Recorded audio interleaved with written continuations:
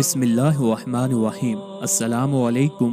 उम्मीद करते हैं आप सब खैरियत से होंगे। जो शख्स ये चाहता हो कि उसकी दुआ ज़रूर कबूल हो और जल्दी से जल्दी उसका काम बन जाए, चाहे किसी किस्म की भी हाजत हो लेकिन शरई तौर पर जायज़ हो, तो उसे चाहिए कि 21 रमज़ानुल मुबारक की रात को कुरान मजीद की इस छोटी सी आयत को पढ़कर अपना मकसद अल्लाह ताला की बारगाह में बयान करे। सामीन इकराम, आपके सामने सूरह इनआम की आयत नंबर 124 आ रही होगी।